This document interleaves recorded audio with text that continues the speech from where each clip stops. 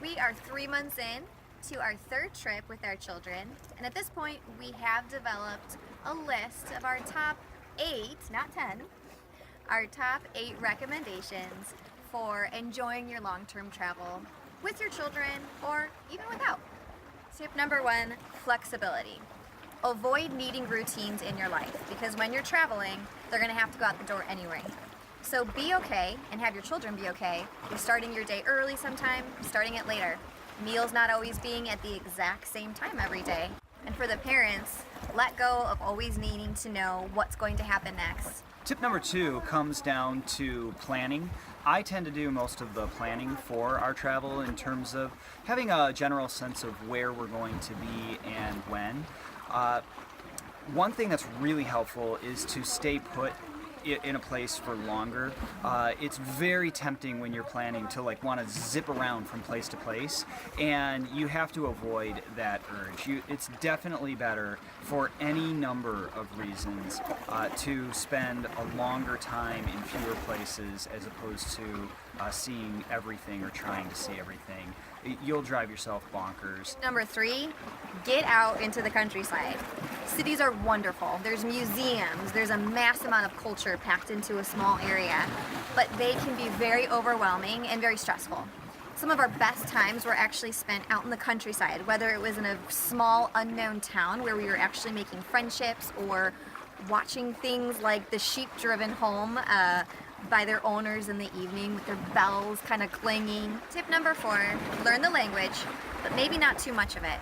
Now this varies depending on where your travels are. If you're going to go from country to country to country, all of which speak different languages, it can actually be really time consuming to go and try and learn a whole multitude of sayings, phrases, words. If I know how to say hello, thank you, goodbye, and please, I'm actually doing really well. In fact, better than a lot of other tourists. Tip number 5, bring something from home. We've had an Amazon Fire Stick with us, and not only has that been a really good tool in terms of education, they have the great courses on there which we've utilized quite a bit, but it's just great to be able to lounge and watch TV shows that we recognize. Tip number 6, you need an outlet.